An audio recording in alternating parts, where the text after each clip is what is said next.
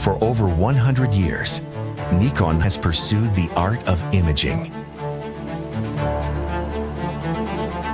Since 2005, Red redefined what is possible in digital cinema. Now, two icons unite to break boundaries in motion, empowering creators, chasing their cinematic vision.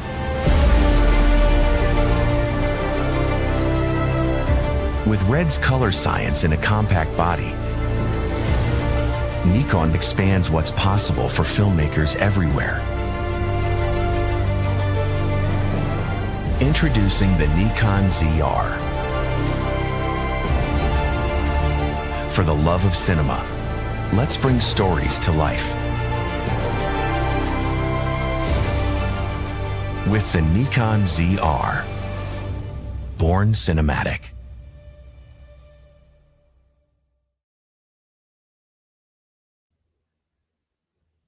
Hello, welcome everyone. Thank you for joining us tonight. My name is Chris Ogonek from Nikon Canada, and with us here today, who we're all here to hear about and learn from, is Monika, one of our Nikon Canada ambassadors. Monika, thank you so much for joining us tonight. Hi everyone, thanks for having me. Now, what we're going to be doing is, obviously, this is going to be a little bit of an AMA, so it's an Ask Me Anything type of deal. Obviously, you can ask us anything Nikon related, but in all honesty, why we are here is to ask anything to Monika. So while we're going on, we're going to kind of start off with Monika doing a little bit of a 5-minute kind of walkthrough about the gear she uses, what she shoots, how she shoots it, kind of her, a whole kind of mix of information about her. So what I would ask all the viewers to do is, if while she's talking, any question comes up that pops into your brain that's new, any new question that pops in, any old question that you know about Monika from before, and you have stuff you already wanted to ask her, go and throw it in the chat. And then after she's finished, we will kind of jump on in and we'll basically answer anything, whether it's technique based, whether it's how she got started, it's where she wants to go. Obviously, these are questions that I always want to ask her, and I always have stuff that I want to go and find out as well, even though we've known each other for years now. So anything you want to go in and pick her brain about, that is what we're here tonight to talk about. So without further ado, Monika, I'll hand it on over to you, and I'll kind of let you start it all off. Yeah, thanks. Well, I do photograph a lot of different things, not just the outdoors, concerts, events. I actually just photographed a huge event for the Calgary Libraries yesterday. Super fun. Also, I love books, so anything to do with the library is fantastic. But yeah, today we are on the outdoor theme, so I thought I'd share some of what I've been photographing lately in nature, what I've been working on, the gear I've been using. And honestly, I'm drawn to all kinds of subjects in nature. There's just so much to see and capture, and I do have my favorite. Probably a lot of you know what it is, but I am open to photographing anything outdoors, though. There are certain subjects that I need specific conditions for, and I need to plan for those, but I do try and stay open to whatever nature offers and adaptable to all those experiences. So we'll go to the next slide. We have Jacob behind the scenes. So I'll kick off with landscapes. So I do use the 14 to 24 f2.8 a lot in the Rockies. There are just so many big mountain views here, and wide angles are great for that and so many other reasons, but they're definitely not the only option when it comes to landscapes. Next. So I also do a lot of landscape photography with sort of the mid-range lenses. The 24 to 120 f4 is incredibly versatile, and it's one I often take hiking too. I'm not really the type to pack light. I'll usually bring the 14 to 24, 24 to 120, and the 100 to 400 on easier hikes or scrambles. But when I do have to be careful of weight, I'll switch out to the 24 to 200 and a wide angle instead. Next slide. And I also love to use long lenses like that 100 to 400 for landscapes. Sometimes it's just to frame a specific part of a larger scene, like this waterfall. And other times I want that extra reach or compression that a telephoto lens will provide for the landscape. Next. Yeah, abstracts and details. They're super fun and great opportunities for experimentation.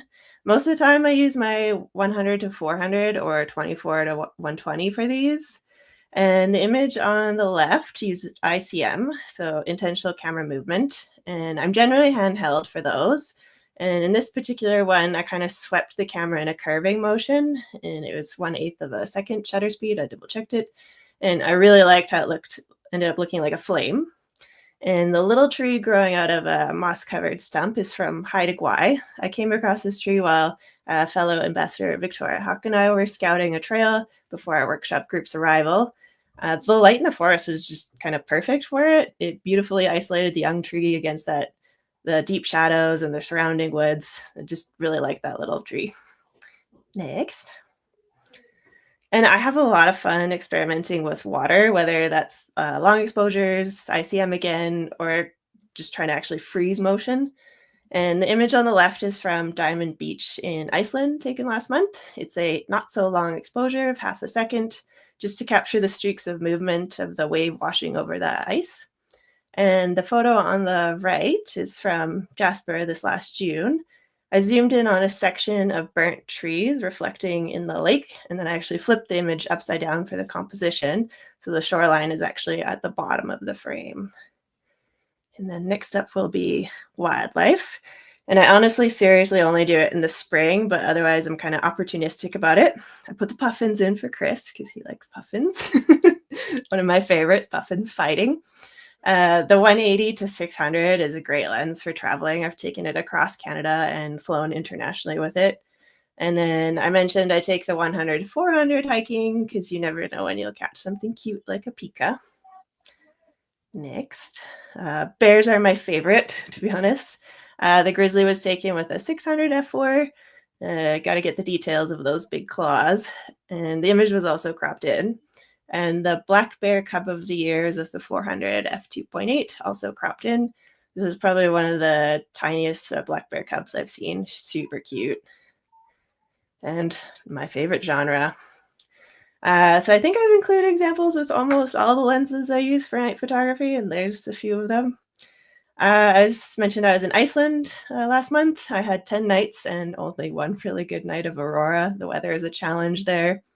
Had some great noctilucent cloud events this summer.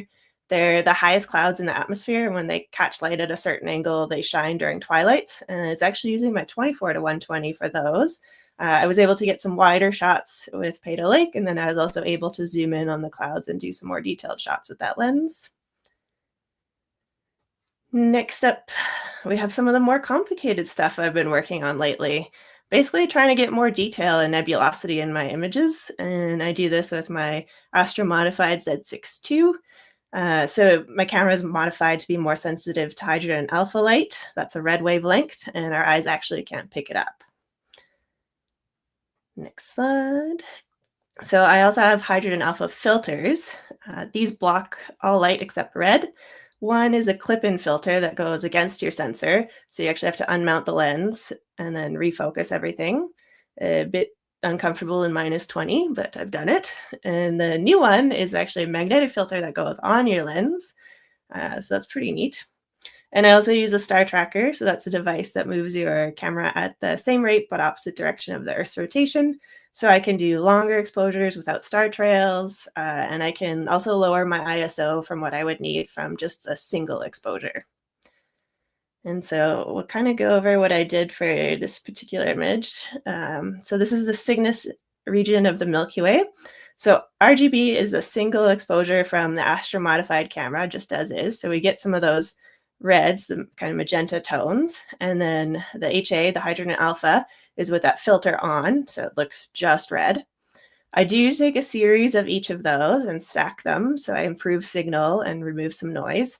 And then I do a bunch of witchcraft or editing and somehow get a final result. And then we've got Comet Lemon. I was able to get out for it one night. Weather's been a struggle as well as my schedule. Comet was pretty small at 50 millimeters. I did take some with my 100 to 400, but I haven't had a chance to process those. And then probably one of the most complicated panoramas I've done so far. Took about 60 images and a good amount of time at the computer to put together as well. And it's a full south to north view of the Milky Way. And that was taken in August. And lastly, I've been playing around with video. I haven't done too much with what I've shot, but I thought I'd include one real-time aurora video. The 35 millimeter f1.2 is ridiculous at night. I love it.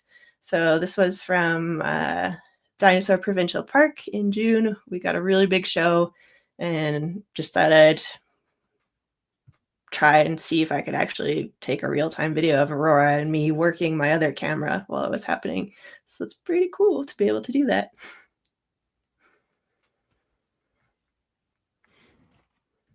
I love it.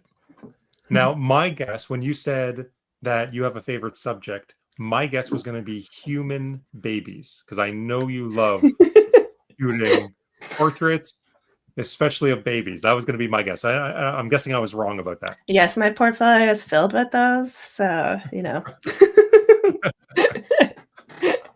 No, but that was fantastic. That was kind of a good base for anybody who didn't know you already. Really kind of good kind of starting point. And we have a ton of questions coming through already. So we're going to jump on in and I'll kind of moderate. I'll ask them. And then some of them are Nikon specific. Some of them are you specific. So I'll kind of throw them over to you. And if you want me to handle any of the ones that you're just like, nope, don't want to touch that, Chris, I'll throw it to you. You can feel free. Sounds good.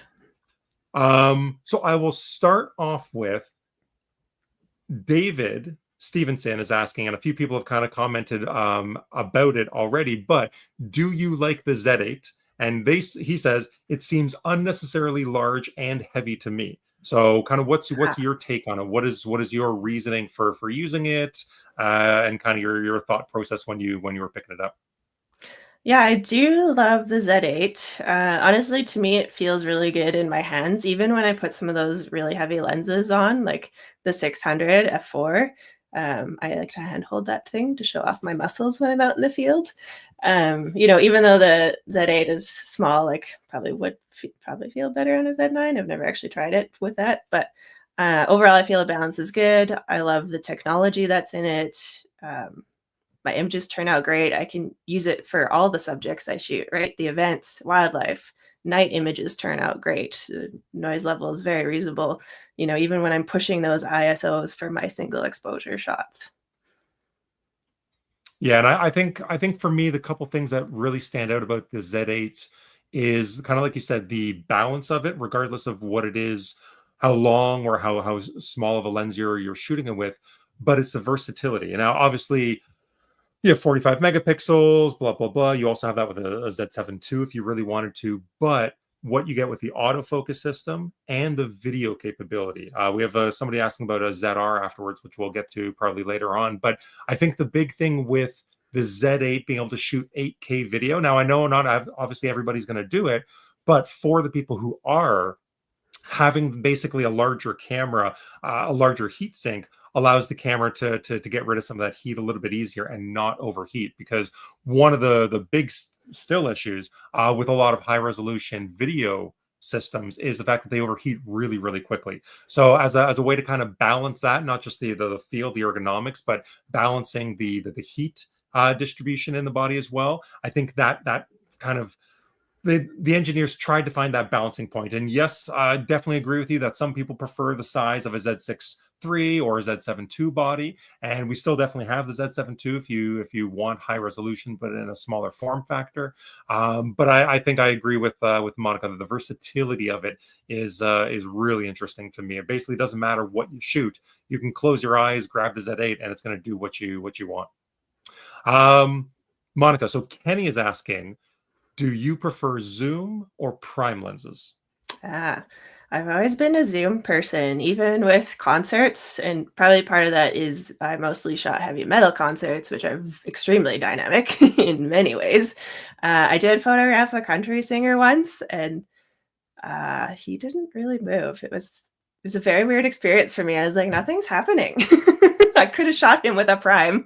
But yeah, I've always been drawn to the versatility of zooms, probably because I do so many different things. And I mean, I do have some primes for certain things. like portraits and whatnot. But in general, most of the time I'm taking out zooms just because I do so many different things. Yeah, again, the versatility. Yeah. It's tough to beat sometimes. Okay, so Bill is asking, where and when did you capture the puffins in the snow? So that's from Hornoya in Norway, and I was actually on a workshop I host in Finland because Norway is right across the river from where we stay. So one of our excursions is to go see the puffins. It's pretty awesome. It's one of Were the there only places you can get them in snow. were there any pufflings? Were you there when there was like little No, baby because those puffins? are going to be like August, so kind of like similar to Canada. It would be kind of Oh end of yeah. August, I think, of pufflings. I haven't got to see pufflings.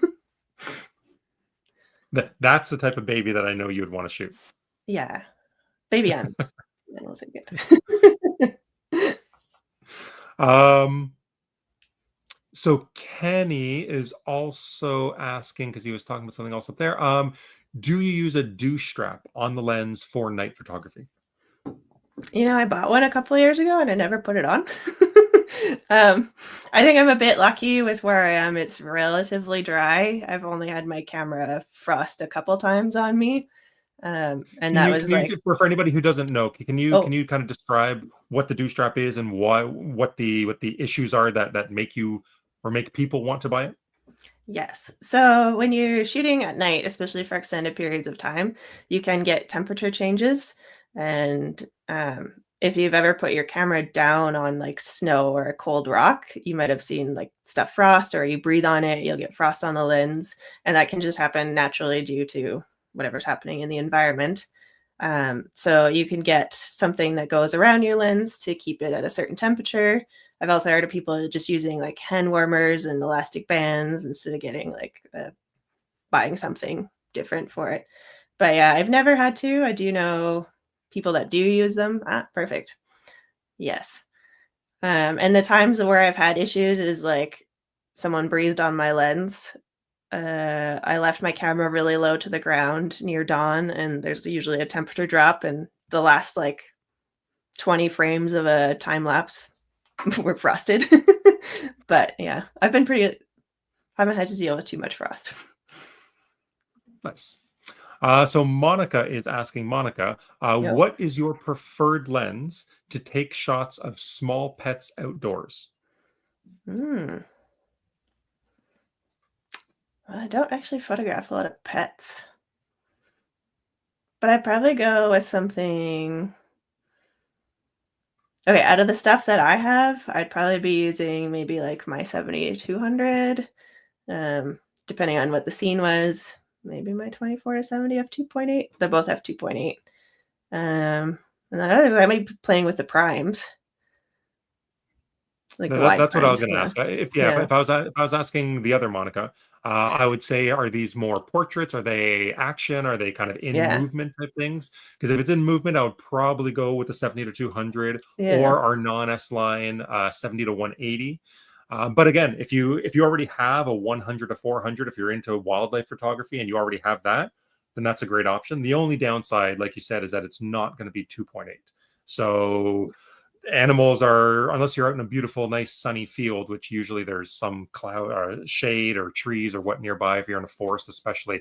So it gets tricky pretty quickly, especially if they're moving fast. But yeah, the 70-200 or 70-180, I think would be my choice if I was going to pick. Now I'm going to ask, I just had one here.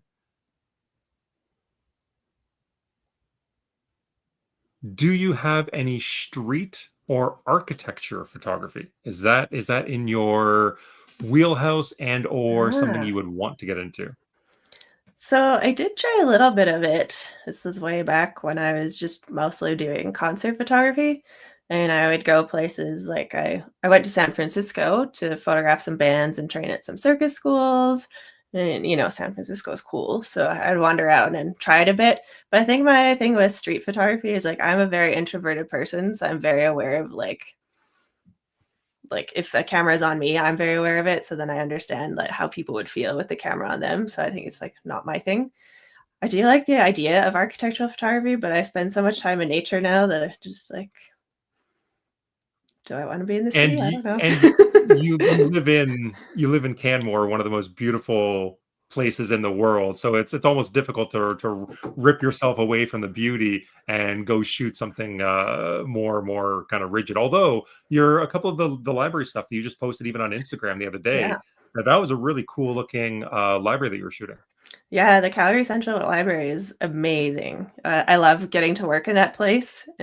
Just yeah, the architecture is super fun to play with. Hmm.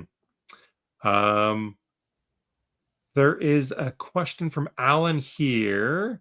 Great pictures as always. What technique are you using to reduce the stars and emphasize the Milky Way in your nightscapes? And I think this is going to be some of the magic that you talked about earlier. Yes. So there is magic you can buy online now, which makes the process much easier. It's called Star Exterminator with an X, very metal.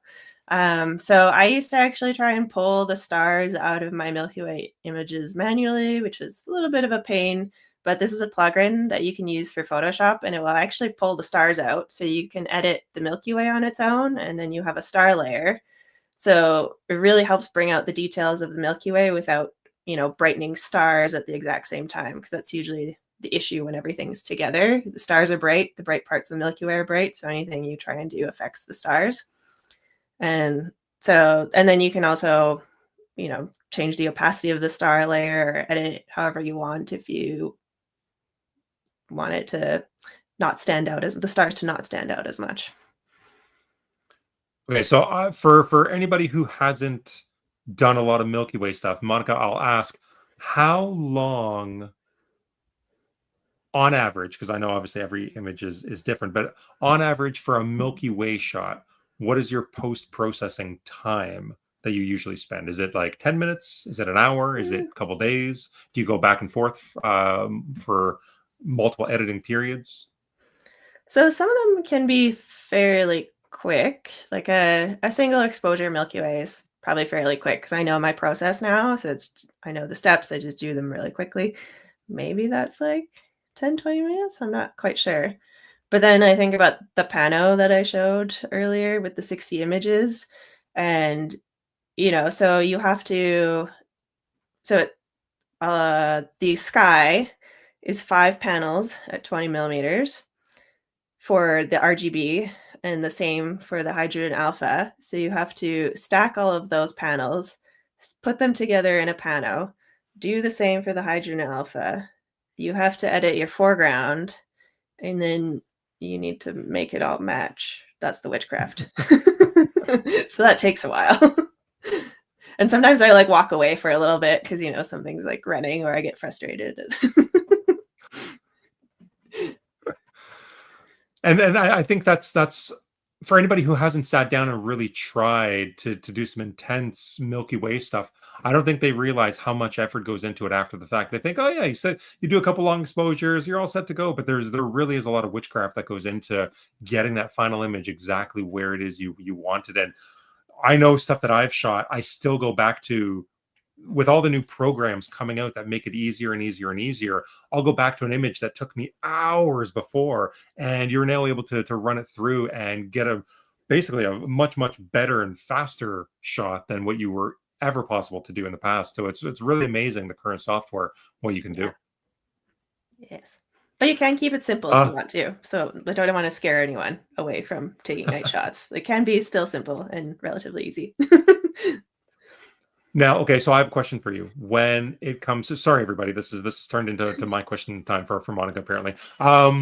When it comes to doing your Milky Way stuff, or even just starscapes, do you always have one technique that you use over another? Because you can do the stacking method where you have multiple shots together. You'll shoot them and then you'll stack them together, whether you're using your tracker or not.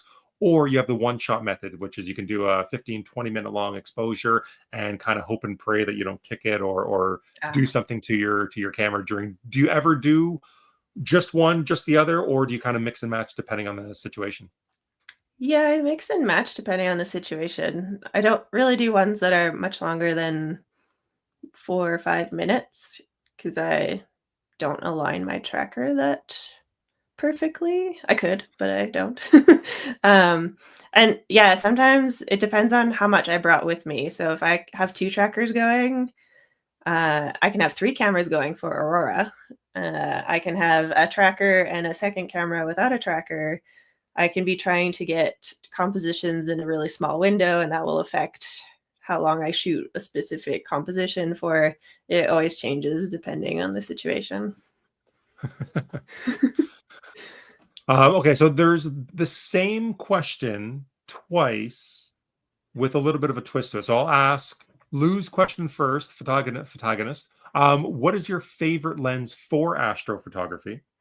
And then I'll ask a second question after that that's tied into it, but it's much more broad. Okay. Hi, Lou. Well, the 14-24 is probably the one I use the most. And since I've been doing stuff with that hydrogen alpha, the filter that either clips in or goes on the lens, I've gravitated to the 20 and the 35 just because they are faster. The 35, I've done some panos with that. It takes longer to get everything, stitch everything. It also gets a little bit more complicated in the field, making sure you're like rotating the camera precisely. But yeah, probably the 14-24 is still like my most used one.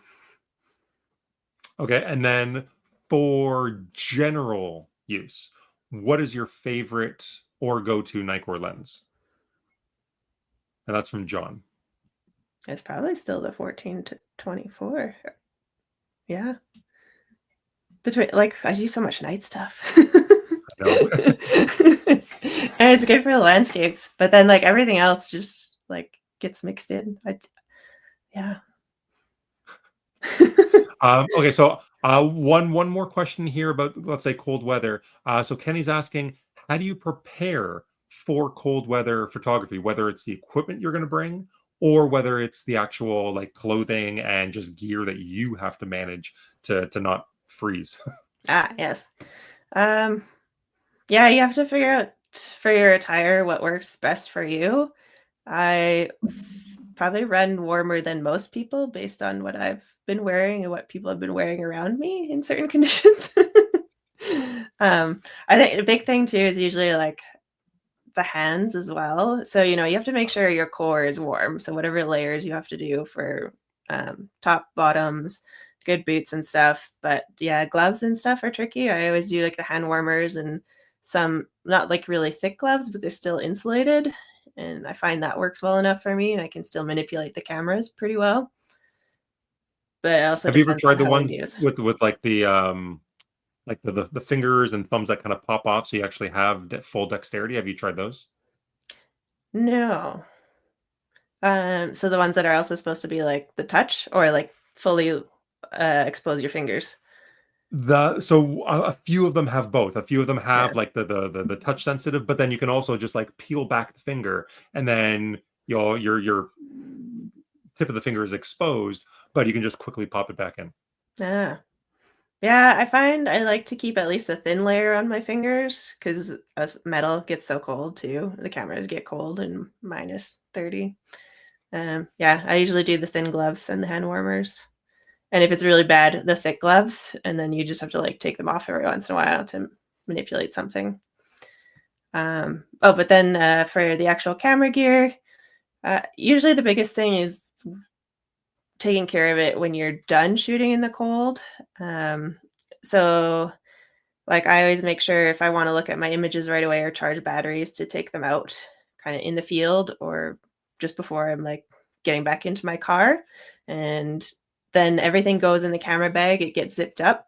And if I'm going home, it doesn't get opened for a long time. I make sure to let the bag acclimatize slowly so I don't get any moisture in there.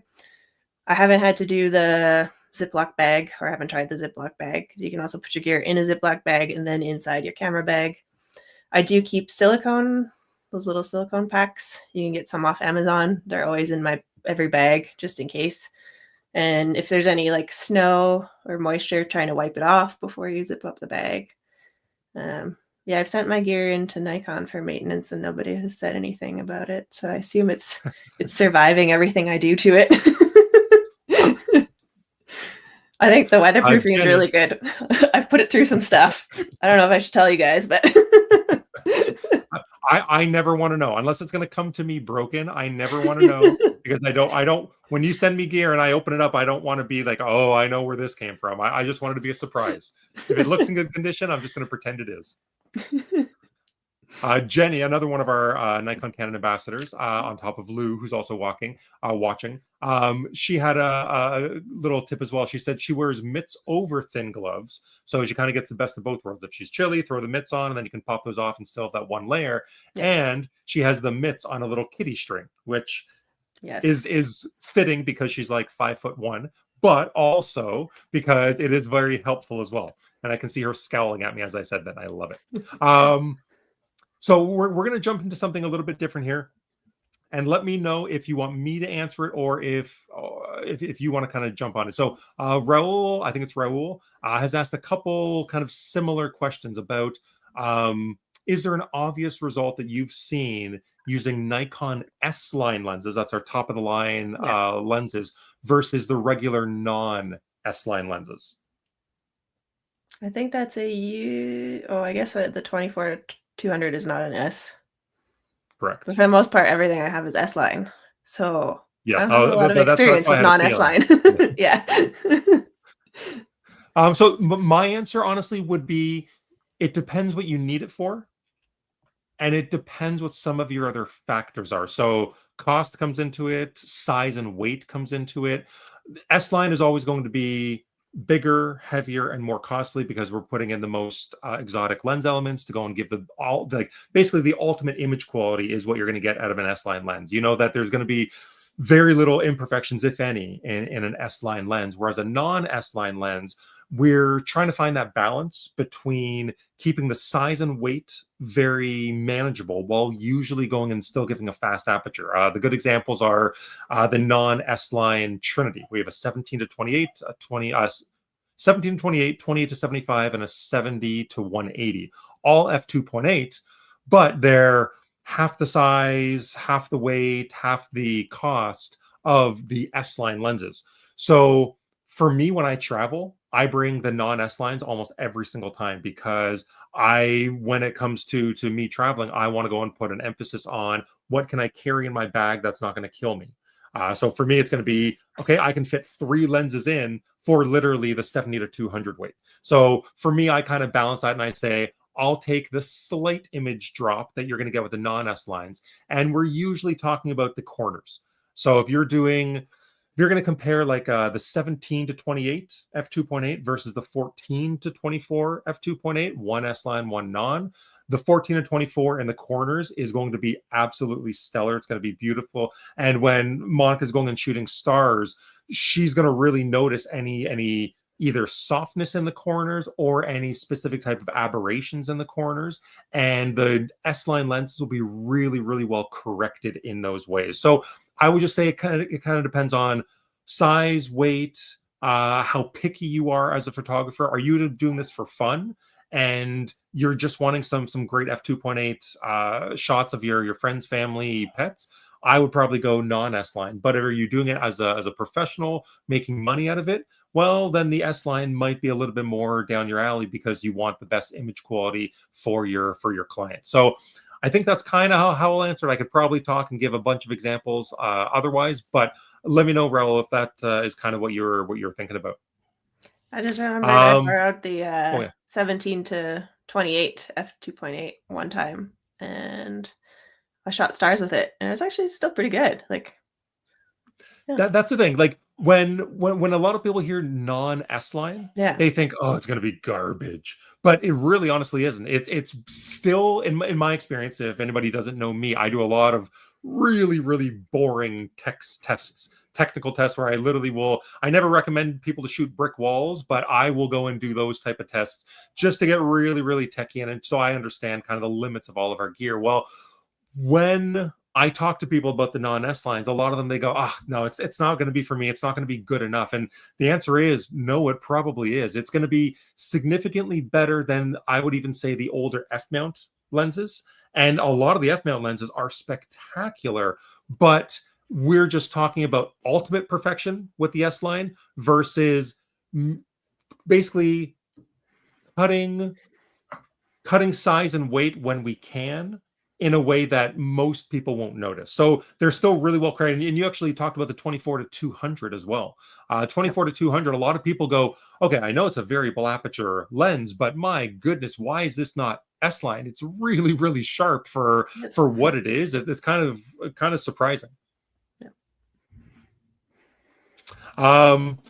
Okay, Kenny, I will tell you right now, do not be quiet. Continue asking your questions because they said just one last question. No. Keep them coming. Have you ever tried macro photography? No, I would like to. I mean, sometimes I do like my detailed shots, but I don't actually have a macro lens. And I know last year or well, technically this year, when Victoria and I were in Haida Gwaii, she didn't take her macro, and I had like thought about borrowing one for the trip. And we're doing this hike in the lush forest, and we're like, we need macro lenses. So definitely something that's on my list to play with. Yeah. Okay, so we have a question here from Luciano. Weird question in the age of mirrorless and digital, but do you ever still shoot film? They still do as a creative exercise, and they still love their Nikon film cameras. I don't, but I do know some of my friends do, even ones that hike in the mountains. They'll take a film camera with them because they do like the look and feel. Yep.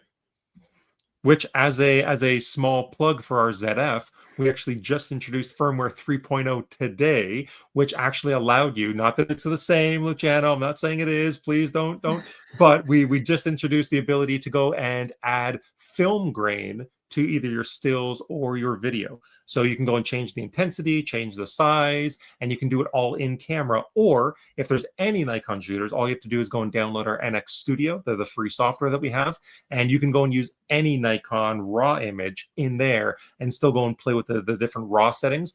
To get it in camera, though, you need the ZF. All right, that was my one shameless plug for us. Although some people are probably going, one plug, Chris, all you're talking about is Nikon. Anyways, Army is asking, what are your trustworthy lenses when photographing aurora or Milky Ways? You've already talked about the 14 to 24, but are there others that you just kind of absolutely have to have with you, or is it kind of a where you're going, it'll depend on what you pick? Yeah, a lot of times I do like the 14 to 24 for aurora because I'm pretty lucky. I get some pretty big shows, like even like full sky auroras. And Army's actually from Finland, and where I go up there, way in the north, like every night that's clear. I've seen amazing stuff there, and I want that wide. I've taken the 20, and the 21.8 is fantastic, but sometimes I'm just like, it doesn't fit. And because I do like to include a foreground and stuff sometimes. So, but yeah, 14 to 24 definitely, and then yeah, otherwise it depends on what my actual subject and composition is going to be and what techniques I'm going to use. Do you have that all planned out before you go? Like if you know you're going to Finland, are you saying, okay, I'm going to do this and this here, or is it a wait and see what type of light you get, what the stars look like? Like what's your pre-visualization process? Well, with aurora, it's pretty unpredictable. So, of course, we have locations in mind that we can go to. Like, there's the fells, there's these wonderful dead trees there that I like to use in some of my compositions, the Arctic tundra. But sometimes, like, the aurora could be more northwest than northeast, and that totally changes things. So, you kind of have to be adaptable, but you can kind of have a rough idea. With Milky Way, for example, I know where it's going to be always. So then I can like try and plan it out based on the month and weather and all that. So Nice. Okay, now going right back to basics. So Mark is asking, I've started to try night photography, but the results are not great yet. Their moonshots are just white blobs. How do you determine your exposure? the moon is tricky because it is ridiculously bright compared to everything else. So if you are trying to include it in your images, you're probably going to have to do some sort of bracketing type procedure. Or if you can try and get it in like the twilights that can help balance things. But yeah, without knowing exactly what you've tried to shoot, it is probably just the huge dynamic range is part of the issue, and you're gonna have to take more than one shot most likely. Yeah, because we have to keep in mind that the moon that we're seeing, the light that's coming off it, that's sunlight. It's Mhm. really, really bright. And the time that you're seeing that is at night when everything else is really, really dark. So you kind of have these two polar opposites where you have the moon that you need a really fast shutter speed in the 100th or 1000th of a second shutter speeds.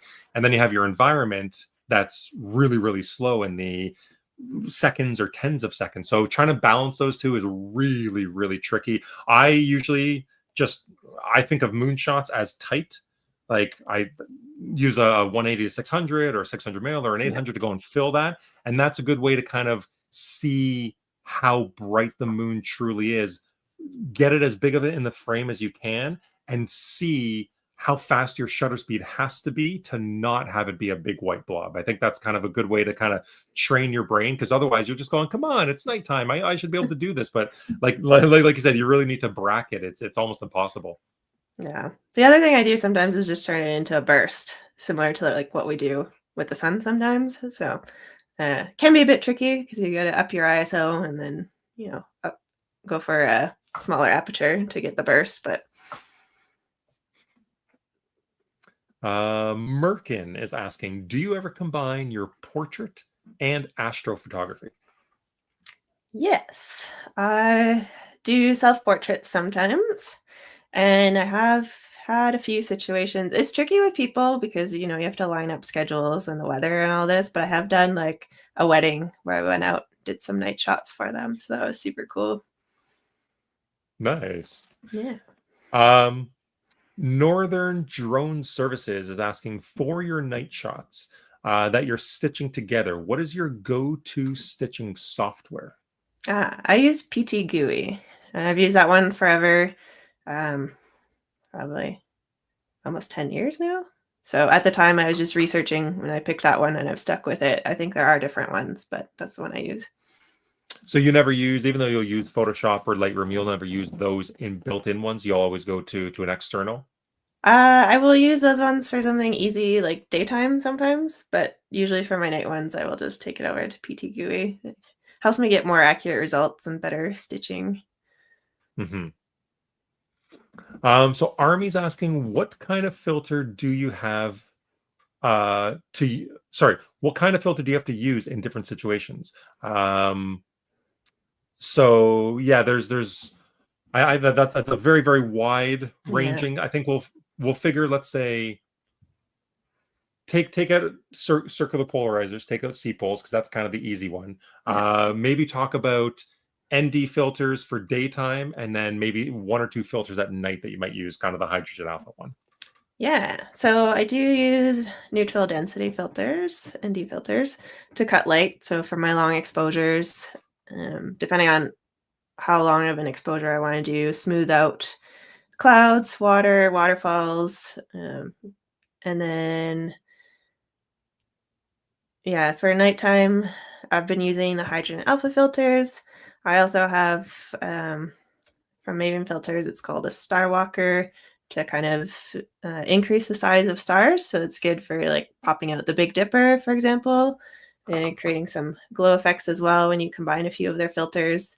There's also focusing filters for night, which are super handy. So instead of having to look at like a small, tiny pinpoint on your LCD and focus that, it creates a diffraction pattern of 3 spikes if you're actually in focus, and the spikes should be equidistant. Still tricky with really wide, like at a 14 millimeter, the spikes are pretty small, but it's still bigger than a tiny dot. That's very cool. Okay, so Pierre is asking, and this is kind of the post-processing world, dealing with all the images after you've actually taken them. What do you use to back up your photos? So I do have a extra like backup drive, external drive, but I also use Backblaze for an online backup. So you make sure, do you have an exact copy? Like, do you keep everything at home backed up and then something on the cloud external? Yeah. Okay.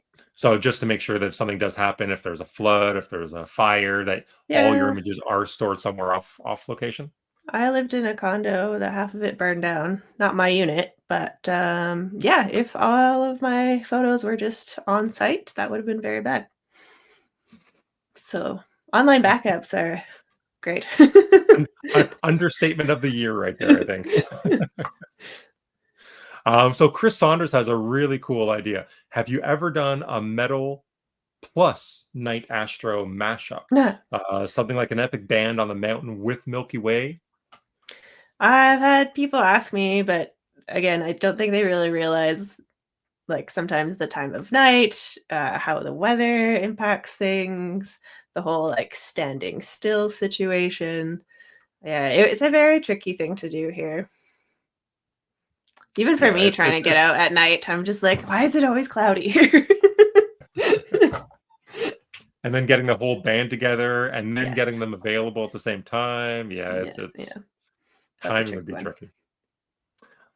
So Army's asking, can you give me some tips on filming Northern Lights? Mainly like like you do a lot of courses or a lot of whether it's night stuff, whether it's shooting landscapes for I would say basic Northern Lights settings. What are your kind of go-to? Okay, I'll do both stills and video. So for stills, um, wide open aperture, whatever you have. Like if it's an f4, it's f4, 2.8 or wider. And then it really depends on how bright the aurora is, but you could start somewhere from like 16 to 3200 ISO. And then shutter speeds, I usually try and keep them a bit slower to capture structure and movement.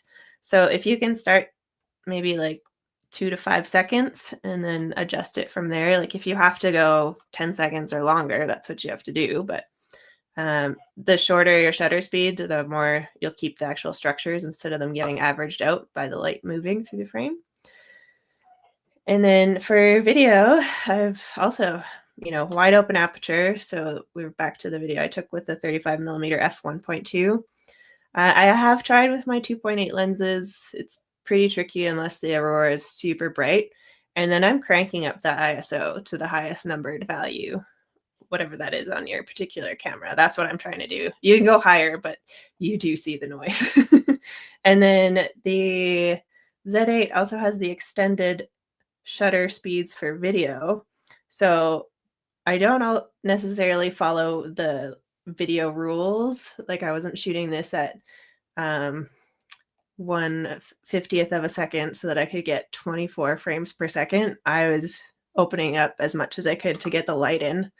And I'd say it still looks pretty good.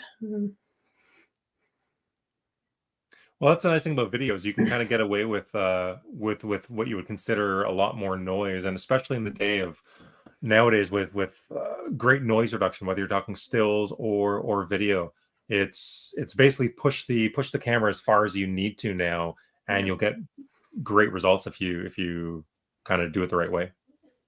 Yeah. I'm looking forward to being back in Finland and trying some more video because the lights are much brighter there more of the time than here. Are you going back? Do you have Yeah. a set planned? Yeah, a workshop in March. So Ooh, nice. yeah.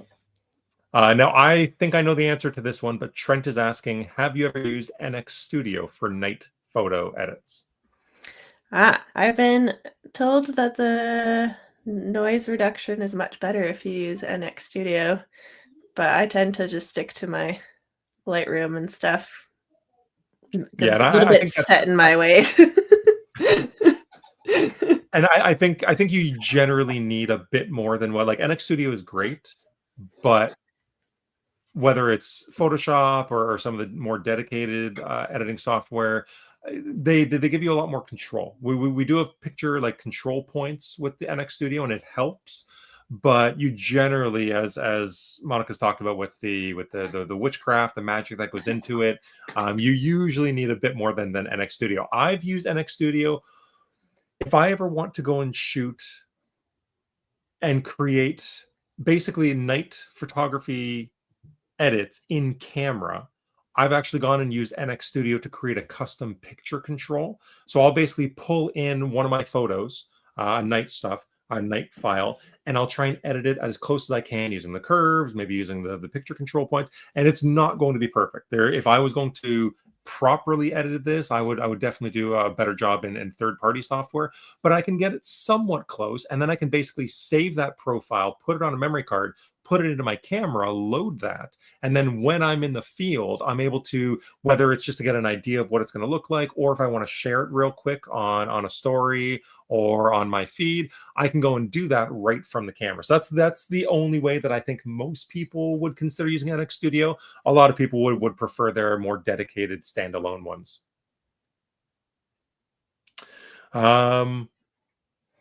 Yes, Kenny, I definitely said you could ask more questions. So you said, Monica, that you modded your Z6 for Astro. Do you know of a place in Canada that does that, or where did you go and specifically get yours done? Yeah, so I had mine done a little while ago through Spencer's Camera. They're in the States though. They do a really good job and they do stuff for NASA. So, that's like street cred. But there is a company in Canada, Night Sky Camera. Shane Turgeon of Light Chasers, and Chris, you know him. He had his done through them, I'm pretty sure. Although I don't know that he's played with it too much yet. Yeah, there are a couple. Yeah, anything that has the NASA badge on it, I kind of tend to respect a little bit, just a little bit. Yeah. So everybody, we're not going to stop yet, but I just want to let you know we've been going on for almost 50 minutes so far, which is a little crazy. So we're probably slowly going to start wrapping it up. So what I would say is if you do have any burning questions, throw them in the chat now. We'll kind of make sure we get through as many as we can. I think we've got through a lot of them, if not most. But I wanted to ask a question for ICM, for intentional camera movement. How often are you finding when you do your movement that you're happy with it right away, or are you doing 5 shots, 10 shots, 100 shots before you're happy with one, or do you even look at them in the field? Because I find intentional like ICM on the back of my camera, it doesn't look good, and then I need to get it onto my full screen to find one that I'm actually happy with. So kind of what's your process with that? Okay. So it took me a little while to figure out how to get results I liked. And so one of the things was doing them pretty much handheld. I've decided I don't like having a tripod assist or whatever. And then I usually start somewhere around 1/10 of a second, especially with like the longer focal lengths. And I might adjust from there depending on what's happening. And then sometimes I have an idea already which way the motion should go, whether that's like moving the camera up and down, left and right, or in that case of that little tree I showed, I was like, I wonder what happens if I start like curving the camera as it moves. And so I'll also do a low speed burst because I find when you press the shutter button, you move no matter what, even if you're going to move in a certain direction. So I'll do a burst and then I'll do the both ways. So if I'm going up and down, I go sweep down, sweep up, and then I take a look and I'll say, oh, that worked out how I wanted it. Or I'm like, maybe I should do this instead. I need to go a little bit faster, or maybe I need to move it in a different way. So there's a little bit to the process, but I wouldn't say I like take hundreds to get one, but it might take a few to kind of figure it out. How long did it take you to kind of get into ICM? Because it's one of those things where it is obviously very creative. It's technical in how you do it, but it's very creative in the end result. Were you drawn to it initially? Was it something that took a while? Kind of, well, what was your process in getting into it? So I come up in workshops, people were interested in it, and I knew technically how to do it, but I personally wasn't into it for a very long time. And then maybe a few years ago, not sure how time works, but I started just playing with it more, and I think a lot of it had to do with fall colors, which are maybe in a way easier to work with, at least for me.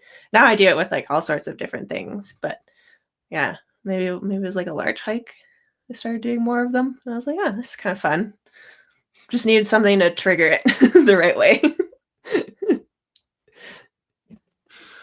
Okay, so I think we might be on the last question here. So if anybody does have another burning thing that you want to get out, feel free to throw it in. But I think this might be the last one, and it's a good one. So John's asking, how did you start your astrophotography journey? Did you have, was it courses? Was it mentors? Did you do it all yourself? No. So basically, I found some guy on the internet and we went out into the dark together. It was really like probably the night photography is what got me into nature photography as well. Because until that point, I was, really mainly concerts, events, sometimes human things, portraits, the occasional wedding. But yeah, I saw some guy in the Okanagan. Just came across him as I was searching where I could go shoot sunrises and sunsets. Stephen Hancock had these beautiful Milky Way images, and I was like, you can do this with a camera?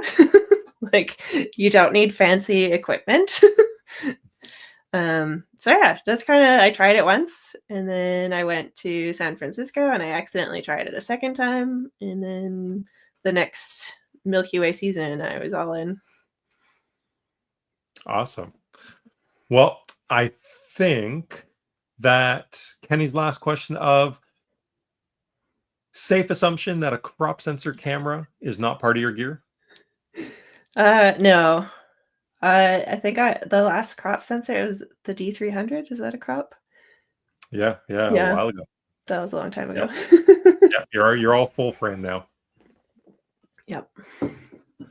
All right, well, guys, we're just about hitting 1 hour, and as a bunch of you have been saying in here, it is time to go and watch the Jays if you are into that sort of thing. And like Kenny said, I hope it is not going to be another 18-inning match, because half the people at the office today were walking around like little zombies. So hopefully they actually close it out today. It's not ridiculous 18 innings. But before we let you go, yes, Venom first would like we're going. Hi, Venom. She's like, what are you doing to me? Yeah, well, why are you doing this? What is going on? Where is my food?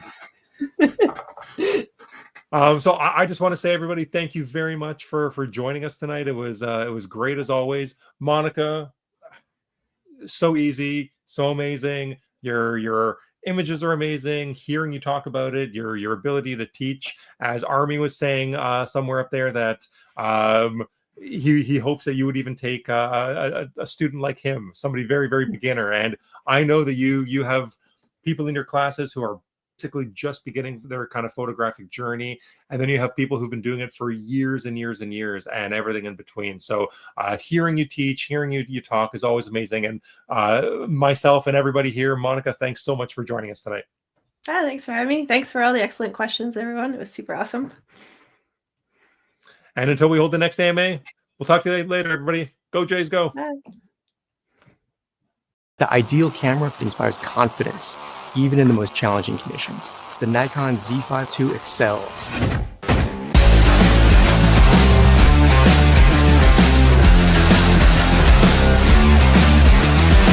The autofocus system on this camera is fast, sharp, and ridiculously reliable.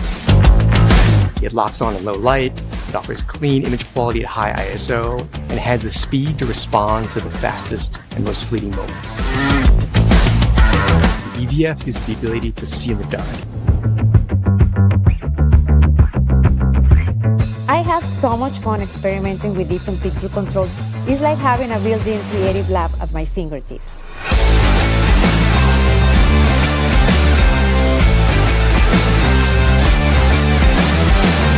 I love the feeling that the next great image is just a beat away. The Nikon Z5 II gives me the confidence to know I can execute and deliver.